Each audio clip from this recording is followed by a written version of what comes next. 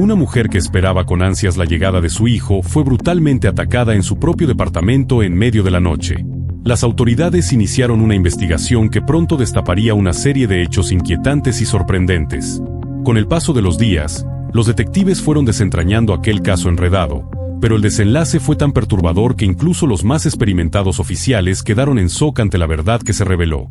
Diana Green nació en 1959 en un suburbio de Los Ángeles llamado Tan. Su padre era militar y su madre dirigía una pequeña fábrica de confección de ropa. A los 19 años, Diana conoció a un hombre llamado Kevin. Todo ocurrió en un bar, donde ella se encontraba con una amiga. Un desconocido comenzó a acosarlas de manera agresiva y se negó a retirarse. Kevin, al ver lo que pasaba, decidió intervenir. Tras ahuyentar al intruso, Diana se acercó a Kevin, y como muestra de agradecimiento, le ofreció invitarle algo de beber. Unos días después salieron juntos y su relación avanzó con rapidez. En ese entonces, Kevin aún estaba casado, pero ya estaba en trámites de divorcio. Pronto él y Diana decidieron vivir juntos, y al poco tiempo, ella quedó embarazada. El mismo día en que Kevin firmó su divorcio, contrajeron matrimonio y comenzaron a esperar el nacimiento de su hija. La pareja rentaba un departamento en un pequeño complejo habitacional. Kevin, que seguía en el ejército, estaba destinado en una base a pocos minutos en coche, lo que le permitía regresar a casa todas las noches. Diana, al principio, trabajaba en la fábrica de su madre, pero en las últimas semanas de embarazo prefirió quedarse en casa, preparándose para el parto. A finales de septiembre de 1979, el embarazo de Diana había superado las 39 semanas, por lo que en cualquier momento debía ir al hospital. El 30 de septiembre, por la noche, la pareja vio una película juntos, pero una discusión estalló entre ellos poco después. En las últimas semanas, el estrés por la inminente llegada del bebé había provocado frecuentes peleas entre ambos. Kevin decidió salir en su auto y dirigirse a un restaurante de comida rápida para despejar la mente y evitar que la discusión se intensificara. 40 minutos después, el número de emergencias 911 recibió una llamada. Era Kevin, desesperado, pidiendo ayuda. Aseguraba que alguien había disparado contra su esposa y que necesitaba una ambulancia de inmediato. Justo en ese momento, una patrulla pasaba cerca del complejo donde vivían, por lo que los oficiales llegaron rápidamente. Al entrar en el departamento, encontraron una escena escalofriante. Diana estaba tendida en la cama de la habitación principal, cubierta de sangre que parecía provenir de su cabeza. La pared detrás del respaldo de la cama también estaba manchada de sangre. Diana todavía respiraba con dificultad, luchando por aferrarse a la vida. Los oficiales comenzaron a darle los primeros auxilios mientras esperaban la ambulancia. En ese instante no sabían qué había ocurrido realmente, así que le pidieron a Kevin que saliera del departamento. Minutos después, los paramédicos llegaron y comenzaron a trasladarla a la ambulancia. En un inicio, también creyeron que había sufrido un disparo, pero al examinarla notaron que la herida no tenía las características de una bala. Parecía el resultado de un golpe brutal con un objeto contundente. Kevin quiso acompañarla en la ambulancia, pero los policías se lo impidieron, ya que necesitaban interrogarlo. La imagen de Diana, gravemente herida y luchando por su vida, dejó una fuerte impresión en los primeros respondientes. Nadie podía entender cómo alguien podría haber atacado a una mujer embarazada en su propio hogar. Los agentes sabían que cada minuto era crucial, no solo para salvar la vida de Diana, sino también la de su bebé por nacer. La presión en el ambiente era palpable, y cada mirada intercambiada entre los oficiales revelaba el miedo a que el caso se convirtiera en una tragedia irreparable. En paralelo, Kevin fue separado del escenario por los oficiales para ser cuestionado. La tensión se podía sentir en el aire. ¿Quién podría haber irrumpido en el departamento mientras él se encontraba fuera? ¿O era posible que la historia que contaba no fuera completamente cierta? Las autoridades no podían ignorar que, en la mayoría de los casos de violencia doméstica, la pareja suele ser la primera sospechosa. Con Diana inconsciente, Kevin era la única fuente de información sobre lo ocurrido. Mientras tanto, los paramédicos trabajaban contra el tiempo. La herida de Diana era profunda, y cada segundo contaba. Uno de los oficiales que ayudaba en la escena no podía dejar de pensar en la expresión de miedo que parecía haber quedado grabada en el rostro de la víctima, como si hubiera visto al atacante de frente antes de perder el conocimiento.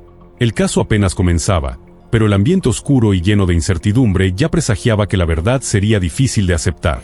Las autoridades continuaban reuniendo testimonios, analizando cada palabra con detenimiento. En ese momento, todas las hipótesis seguían abiertas, incluyendo la posible participación del propio esposo. Kevin estaba visiblemente conmocionado, su rostro pálido y su voz temblorosa. Apenas podía articular frases coherentes. Ignorando la orden de los oficiales, intentó subir a la ambulancia, pero fue detenido. Una vez que la unidad médica partió rumbo al hospital, Kevin empezó a calmarse poco a poco y, entre suspiros y lágrimas, narró lo que ocurrió aquella noche. Contó que él y Diana habían discutido, y que decidió salir para despejar la mente y comprar hamburguesas. Al salir, se dio cuenta de que había dejado sus llaves adentro, pero no quiso volver por ellas, así que simplemente cerró la puerta tras de sí y se dirigió al coche. Mientras caminaba por la calle, notó algo extraño. Cerca de su edificio había una camioneta con la puerta trasera abierta. A su lado, deambulaba un hombre afroamericano, lo cual le pareció sospechoso dado que ya eran cerca de las 2 de la madrugada. A pesar de ello, continuó su camino. Su primera parada fue su restaurante favorito de comida rápida, pero al ver una larga fila de autos, decidió conducir hasta otra sucursal de la misma cadena, ubicada a pocos minutos.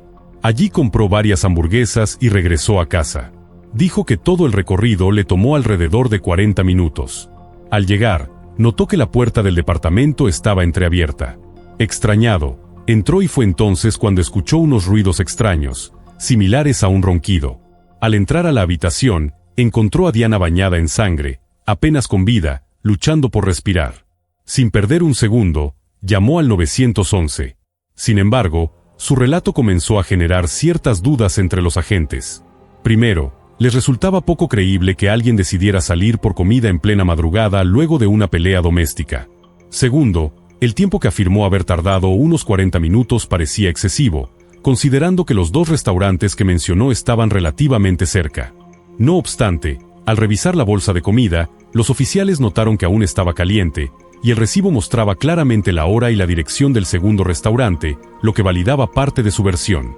Por ahora, no tenían motivos para detenerlo, así que lo dejaron ir al hospital, no sin antes solicitarle una muestra de sangre.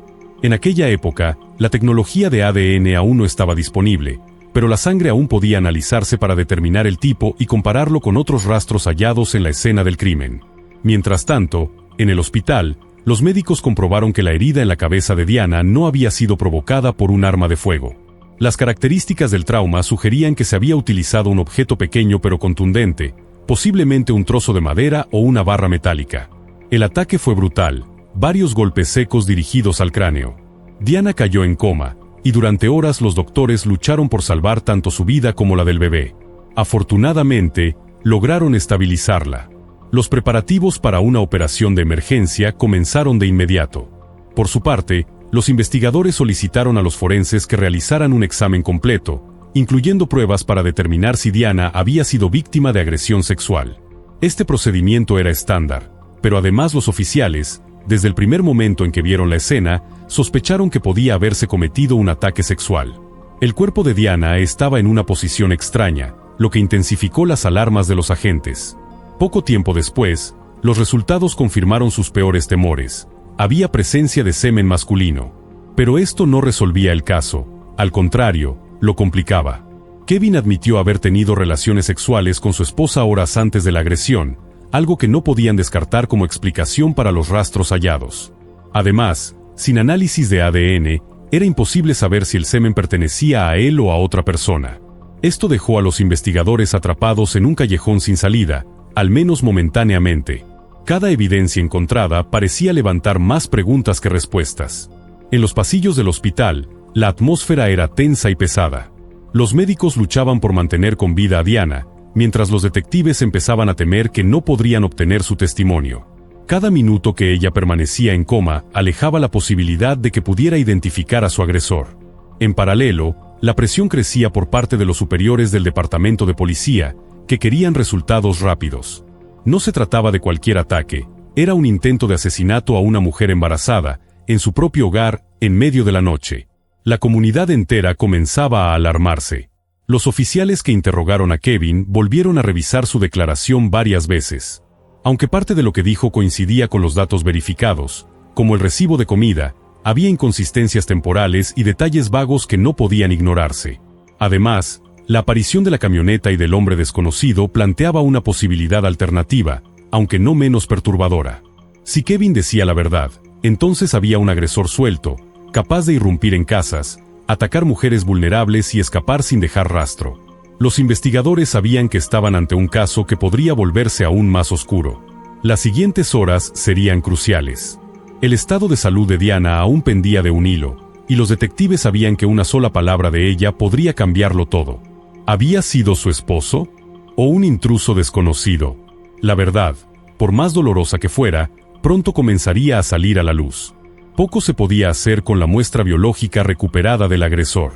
Sin la tecnología del ADN, los investigadores estaban atados de manos. Kevin permanecía en el hospital junto a sus familiares, todos aferrándose a la esperanza de que tanto Diana como su bebé lograrían sobrevivir al brutal ataque. Pero al amanecer, la tragedia golpeó con fuerza. Uno de los monitores que controlaba a la bebé detectó una caída repentina en sus signos vitales. Pese a los incansables esfuerzos del equipo médico, no lograron salvarla. En cuanto a Diana, tras la pérdida de su hija, los médicos procedieron con una cirugía urgente. Milagrosamente, lograron estabilizar su estado. A pesar de seguir en coma, los especialistas eran ahora más optimistas. Su vida ya no corría peligro inminente, y con el tiempo, podría recuperarse. Sin embargo, aún no estaba claro si sería capaz de volver a una vida normal tras el trauma sufrido. Mientras tanto, los investigadores redoblaban sus esfuerzos para identificar al responsable del ataque. La muerte del bebé cambió la clasificación del caso. Ahora se trataba de un homicidio. El departamento de policía asignó más recursos y personal al caso. Aunque Kevin tenía una aparente coartada, los detectives no lo descartaban. Su historia tenía muchas zonas grises: la pelea con Diana, la puerta sin cerrar, el largo tiempo que estuvo fuera de casa, y la mención de un supuesto sospechoso caminando cerca del domicilio. Todo ello levantaba sospechas. Sin embargo, no había pruebas físicas que lo implicaran directamente. Además, las autoridades tenían otro hilo que investigar. Durante el último año, en Tan y áreas cercanas, se habían registrado varios crímenes con un patrón escalofriantemente similar al ataque a Diana. En diciembre del año anterior, una joven fue agredida en su departamento. El atacante la golpeó en la cabeza con un trozo de madera, la violó y la dejó morir. 4 meses después, una joven de 21 años sufrió el mismo destino. Alguien irrumpió en su casa, la atacó con un objeto contundente y abusó de ella. Esta víctima tampoco sobrevivió. En julio, una tercera mujer fue agredida de forma idéntica. Esta vez, la víctima logró sobrevivir, aunque pasó semanas en coma. A pesar de estar viva, sus declaraciones no ayudaron a identificar al criminal. Y en septiembre de 1979, menos de un mes antes del ataque a Diana, una mujer de 31 años fue atacada de la misma manera y falleció al día siguiente. Su hijo, testigo parcial de los hechos, logró dar una descripción del agresor, pero eso tampoco llevó a una identificación concluyente. Todos estos casos compartían una firma evidente: las víctimas eran mujeres que vivían solas en apartamentos de plantas bajas, y todas fueron golpeadas y violadas por un agresor que parecía moverse sin dejar rastros. La policía comenzó a sospechar que no se trataba de hechos aislados, sino de un asesino serial. El modo de operar era consistente, el área geográfica era reducida y el intervalo entre los ataques sugería que el criminal estaba aumentando su frecuencia. Los detectives temían que pronto habría una nueva víctima. Por eso, tomaron una decisión crítica: alertar al público a través de los medios de comunicación. Se dirigieron especialmente a las mujeres que vivían solas y en departamentos de niveles bajos. Les pidieron que tomaran precauciones extremas, que no dejaran puertas o ventanas abiertas, y que no bajaran la guardia ante ruidos extraños o movimientos sospechosos. Esta advertencia provocó una ola de pánico. Las mujeres comenzaron a comprar en masa objetos de defensa personal: gas pimienta, cerraduras nuevas, alarmas y bates de béisbol. Muchas se inscribieron en cursos de defensa personal, y otras optaron por mudarse temporalmente con familiares o amigos para evitar estar solas. Al mismo tiempo, la policía organizó patrullajes especiales. Agentes comenzaron a recorrer las calles de noche, centrándose en las zonas residenciales donde vivían posibles futuras víctimas. No podían darse el lujo de que el agresor volviera a atacar sin ser detectado. Sabían que cada día que pasaba sin identificarlo era un riesgo para toda la comunidad. La presión se intensificaba, y tanto el cuerpo policial como los ciudadanos estaban al límite. En las oficinas del departamento de policía, se formaron equipos especiales para revisar cada uno de los casos anteriores con mayor detalle. Analizaban informes, patrones de comportamiento, posibles conexiones entre víctimas, y buscaban pistas que quizá en su momento pasaron desapercibidas. El temor era real, pero también lo era el compromiso de capturar a un asesino que se movía en las sombras, dejando dolor y muerte a su paso. Algunos agentes incluso comenzaron a establecer conexiones con otros departamentos de ciudades cercanas, preguntándose si este hombre había atacado antes en otras regiones antes de llegar a Tan. Mientras tanto, la imagen del atacante seguía difusa, casi fantasmal. Solo una cosa era segura: si no lo detenían pronto, habría más sangre derramada. Y cada mujer que vivía sola sabía que, en cualquier momento, la próxima puerta en abrirse podría ser la suya. Con la llegada de la noche, la policía intensificó su presencia en las calles. Los detectives, al mismo tiempo, comenzaron a interrogar a cualquier persona que pudiera tener algún vínculo, por mínimo que fuera, con los crímenes cometidos. Fue así como surgieron nuevas pistas. Varios vecinos de las víctimas anteriores afirmaron haber visto a un hombre blanco, de cabello oscuro y rizado, merodeando cerca de las casas donde ocurrieron los ataques. Aunque el retrato era bastante general, los oficiales siguieron la pista. Interrogaron a varios hombres que coincidían con la descripción, pero ninguno resultó sospechoso. Pasó una semana desde el ataque a Diana cuando los médicos dieron una noticia inesperada: la mujer había despertado del coma. Sin embargo, no todo eran buenas noticias. Su recuperación era limitada, y su capacidad para hablar estaba completamente ausente. Según los especialistas, el daño cerebral era severo y su mente funcionaba, en ese momento, como la de una niña de 6 años. Justo cuando la familia trataba de procesar esto, otro ataque sacudió la zona de Tan. Una joven de poco más de 20 años fue hallada muerta en su departamento. El patrón era idéntico: golpes con un objeto de madera y agresión sexual. El atacante seguía libre. Diana permaneció varios días más en el hospital. Su mente comenzó a recuperar cierta claridad, pero había perdido casi toda la memoria. No reconocía a sus seres queridos, ni siquiera recordaba su propio nombre. Los médicos advirtieron que no debía forzarse a recordar, que cualquier intento por parte de la familia de contarle lo ocurrido podría entorpecer el proceso de recuperación. Con la amenaza contra su vida descartada, fue dada de alta. Kevin y Diana se mudaron a casa de los padres de ella, ya que él debía seguir trabajando en la base militar para cubrir los gastos, y ellos podían cuidarla a tiempo completo. 2 semanas después, el terror volvió a golpear. Una nueva víctima apareció muerta, una adolescente de apenas 17 años. El asesino seguía actuando con total impunidad. Mientras tanto, Diana se sometía a fisioterapia intensiva. Aunque todavía no hablaba ni recordaba nada del ataque, su estado físico mejoraba poco a poco. Pasaron 6 semanas desde aquella noche fatídica y de forma inesperada, todo cambió. Durante una sesión de fisioterapia, la terapeuta le preguntó suavemente si recordaba quién la había atacado. Para sorpresa de todos, Diana asintió y señaló con el dedo su anillo de bodas.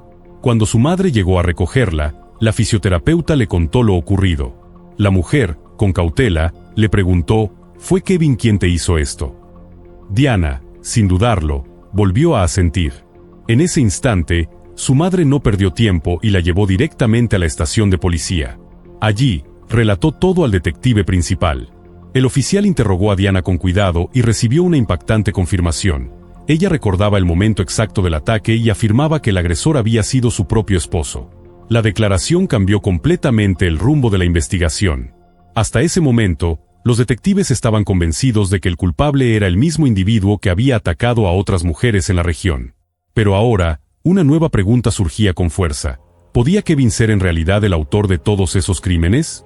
Su perfil coincidía en varios aspectos. Vivía en la misma zona donde ocurrieron los ataques, su físico coincidía con las descripciones ofrecidas por testigos, y había estado presente o cerca en los momentos clave. Y si no solo había atacado a Diana, sino que había utilizado el modus operandi del asesino serial para encubrir su crimen, el departamento de policía, que ya había invertido recursos en la búsqueda de un asesino en serie, ahora debía reevaluar todo el caso. Era posible que hubieran estado tras la pista equivocada desde el inicio. ¿Y si solo existía un culpable y ese era Kevin? El giro era tan inesperado como perturbador. Lo que parecía un caso más dentro de una cadena de ataques horrendos podía, en realidad, esconder un crimen de índole más personal, disfrazado de patrón serial para desviar la atención. Los detectives sabían que no podían descartar ninguna hipótesis. La revelación de Diana desató una tormenta dentro del equipo de investigación. Si ella estaba en lo correcto, no solo su esposo había intentado matarla, sino que quizá también había asesinado a varias mujeres durante el último año. Pero aún había una posibilidad igual de inquietante. ¿Y si Kevin solo atacó a Diana y alguien más estaba detrás del resto de los crímenes? En ese caso, estarían frente a dos monstruos, no uno. Esta incógnita alimentaba el miedo de la comunidad y empujaba a los agentes a actuar con más rapidez que nunca. En paralelo, el testimonio de Diana fue evaluado por expertos forenses y psicólogos. Su estado mental seguía siendo frágil, y existía el riesgo de que sus recuerdos fueran fragmentados o incluso inducidos. Pero la contundencia de su señalamiento no podía ignorarse.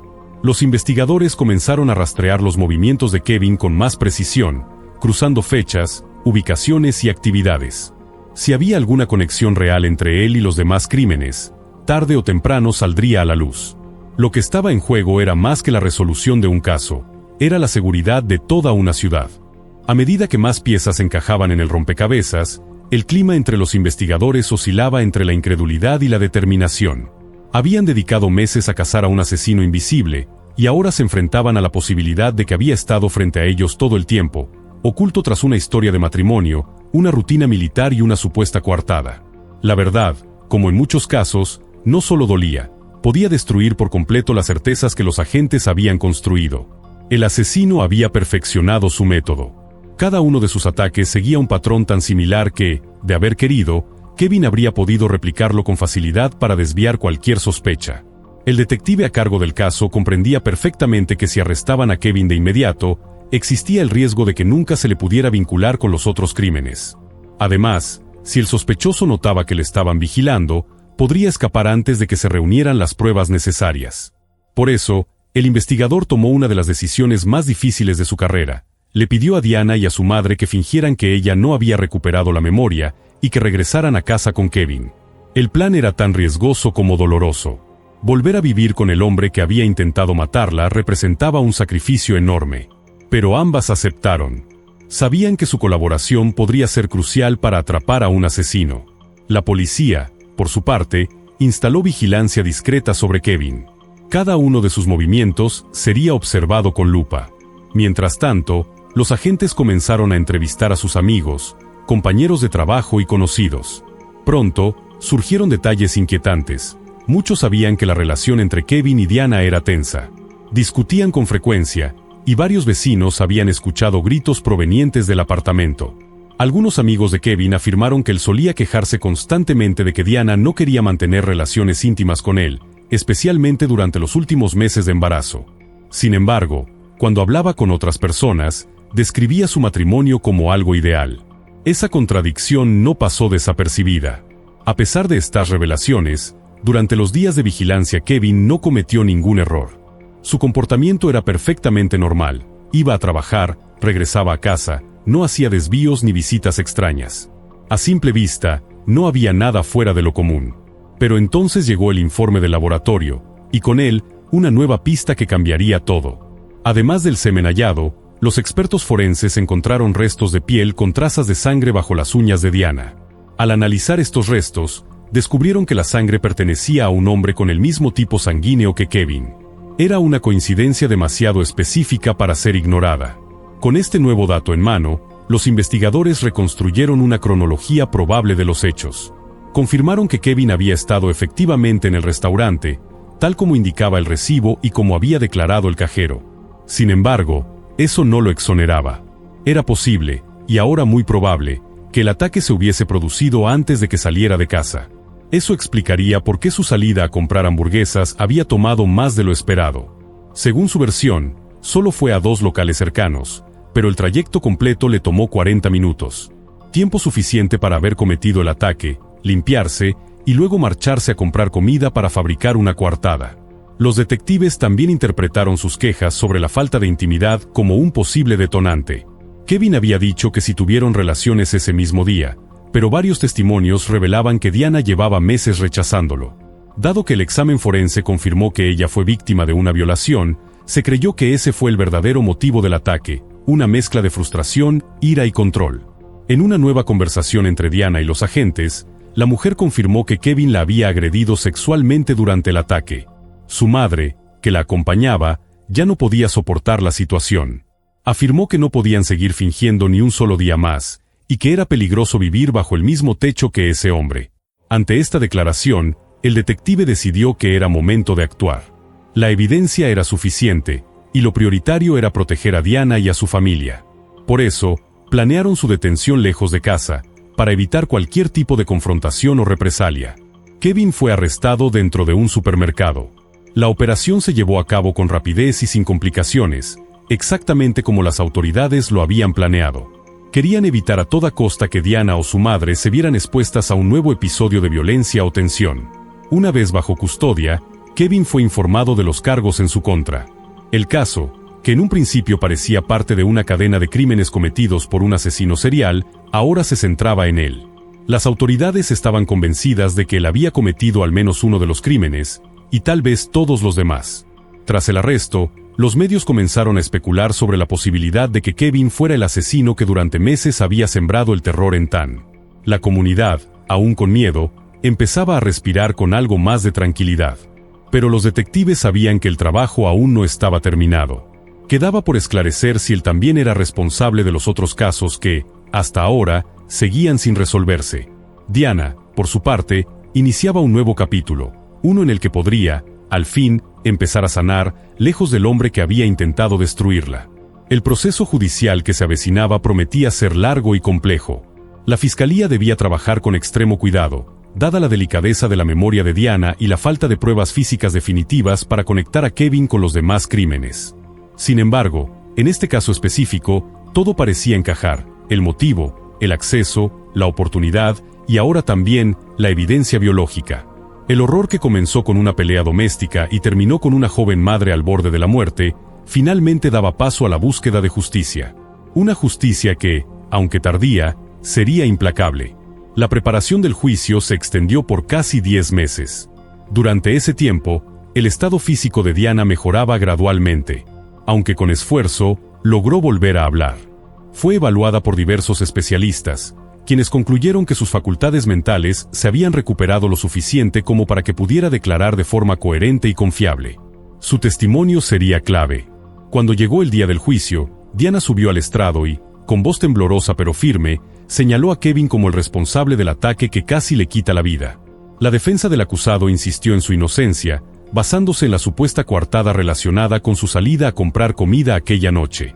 Sin embargo, el testimonio directo de Diana fue suficiente para inclinar la balanza. En noviembre de 1980, Kevin fue declarado culpable de la muerte de su hija por nacer y del intento de homicidio contra su esposa. Fue sentenciado a una pena de entre 15 años y cadena perpetua, dependiendo de futuras evaluaciones. Aunque no se le pudo vincular con otros crímenes de forma oficial, había un detalle inquietante. Tras su arresto, cesaron los ataques similares que venían ocurriendo en la zona. Antes de que Kevin fuera detenido, se habían registrado 2 agresiones adicionales con el mismo patrón, pero en ambas las víctimas lograron sobrevivir. Ninguna pudo identificar al atacante, por lo que su identidad quedó sin confirmar. Sin embargo, después del encarcelamiento de Kevin, los ataques se detuvieron abruptamente, lo cual llamó la atención de los investigadores. Estos delitos, que antes ocurrían con alarmante frecuencia, desaparecieron sin dejar rastro. A pesar de esta coincidencia, no se presentaron nuevos cargos por los demás casos debido a la falta de pruebas directas. Tras el juicio, Diana solicitó formalmente el divorcio. Kevin no reaccionó ante la noticia. Diana, por su parte, se enfocó completamente en su recuperación. Aunque logró avances notables, las secuelas del ataque la marcaron de por vida. Su capacidad cognitiva se restableció casi en su totalidad, pero sufrió una pérdida parcial del oído y de la vista, y continuaba teniendo dificultades para hablar con normalidad. A pesar de ello, nunca dejó de luchar por reconstruir su vida, paso a paso, con el apoyo de su familia. Mientras tanto, Kevin se aferraba a su versión de los hechos, insistía en que era inocente. Su estancia en prisión fue difícil. Otros reclusos, al enterarse de que había sido condenado por la muerte de un menor, lo agredieron en varias ocasiones, lo que provocó múltiples hospitalizaciones.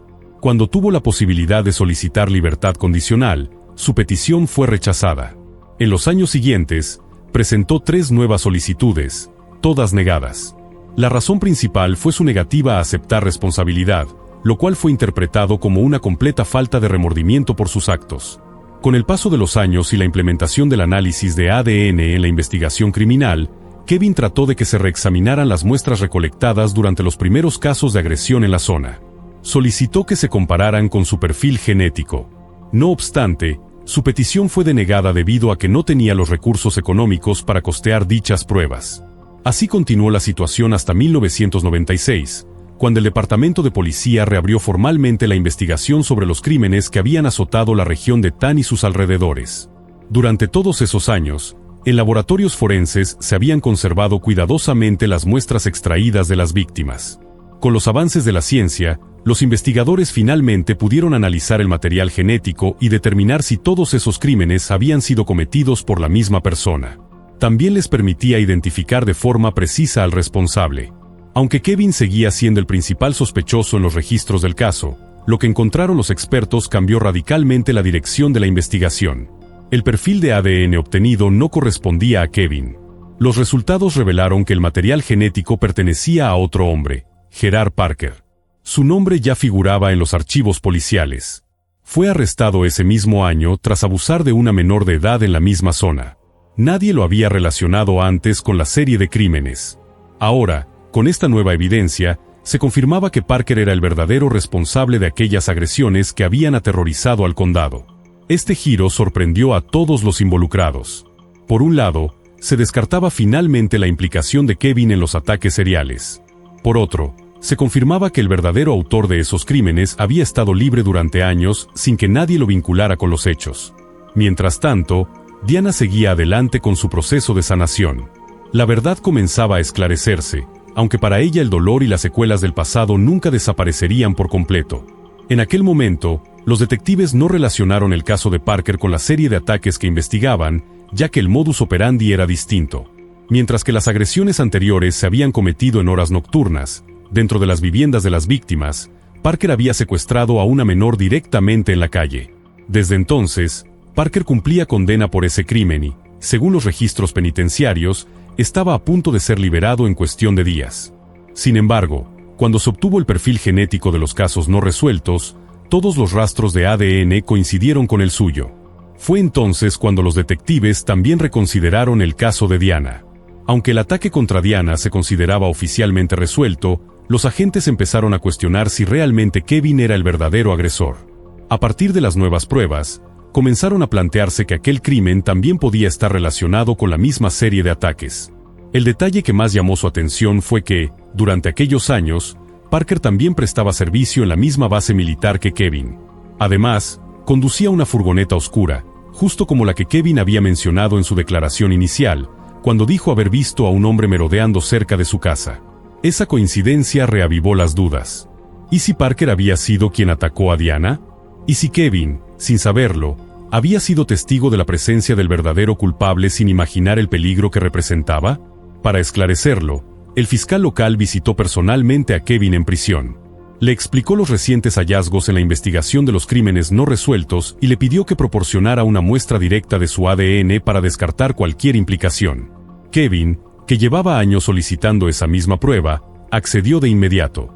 Mientras los forenses realizaban los análisis, los detectives se dirigieron a la prisión donde estaba Parker.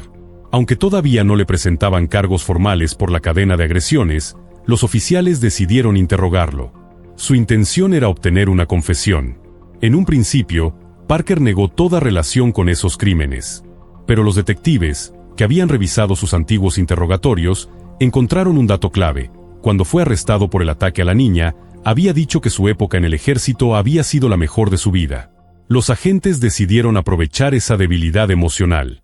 Apelaron a su sentido de pertenencia, recordándole la lealtad entre soldados. Poco a poco, la presión surtió efecto. Parker empezó a titubear, hasta que finalmente admitió que otro hombre había sido condenado por un crimen que él mismo había cometido. A partir de ahí, ofreció una versión detallada de lo que ocurrió aquella noche.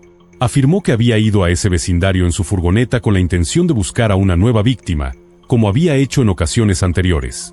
Su estrategia era la misma: caminar por las calles oscuras, observar por las ventanas de los apartamentos del primer piso y elegir a una mujer sola.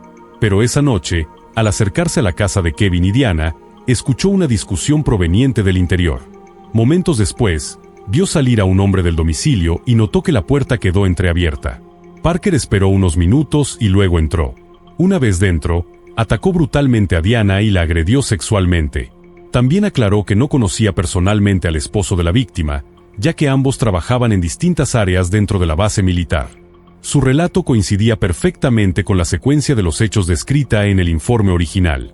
Además, Parker confesó haber cometido los otros ataques, incluyendo aquellos en los que las víctimas sobrevivieron. Con sus declaraciones y los resultados del análisis genético, los detectives por fin obtuvieron las pruebas necesarias para cerrar todos los casos abiertos. La responsabilidad de Parker en la cadena de crímenes era indiscutible, así como la completa inocencia de Kevin. El fiscal, comprometido con la justicia, prometió revertir cuanto antes la condena impuesta por error. Y, efectivamente, pocos días después, se dio inicio al proceso legal para su liberación. Este nuevo escenario puso al descubierto las grietas del sistema. Un hombre inocente había pasado años tras las rejas por un crimen que no cometió, mientras el verdadero culpable permanecía libre. La confesión de Parker no solo revelaba la verdad oculta durante más de una década, sino que también permitía limpiar el nombre de Kevin, cuya vida había sido destruida por un error judicial. Aunque el daño ya estaba hecho, la justicia, al fin, comenzaba a enmendar sus fallos. Mientras se completaban los trámites para su excarcelación, Kevin tuvo que asimilar la magnitud del tiempo perdido. Años de encierro, violencia en prisión y el rechazo de las autoridades, todo por un crimen que jamás cometió. Para Diana, la revelación también trajo sentimientos encontrados. Por un lado, la confirmación de que su esposo no fue quien la atacó. Por otro, el recuerdo imborrable de una noche que marcó su existencia. Ambos eran víctimas, en diferentes dimensiones, de un mismo monstruo. Finalmente, la verdad había salido a la luz. Gerard Parker, el verdadero depredador, enfrentaría el juicio por todos sus crímenes, mientras Kevin, por fin libre, tendría la oportunidad de comenzar de nuevo. Aunque las cicatrices permanecieran, tanto físicas como emocionales, la justicia había hablado. Y esta vez, había dicho la verdad. Kevin recuperó su libertad tras haber pasado 16 años tras las rejas. Su liberación provocó un fuerte impacto mediático, no solo por el hecho de que un hombre inocente pasó casi la mitad de su vida en prisión por un crimen que no cometió, sino también porque las autoridades tardaron años en dar con el verdadero responsable, un asesino serial que había dejado un rastro de horror en su camino. Fue el último giro inesperado en una historia llena de errores y omisiones. Al salir, el estado de California accedió a otorgarle a Kevin una compensación inicial de $10,000. Incluso para los estándares de la época, esa cifra resultaba insultantemente baja. Años más tarde, se le concedió una compensación adicional de $100 por cada día pasado en prisión, lo que totalizó $620,000. Aunque el monto parecía más justo, ningún dinero podría devolverle los años perdidos, ni sanar el trauma vivido durante su injusto encarcelamiento. Sin embargo, esa no sería la última polémica que rodearía el caso.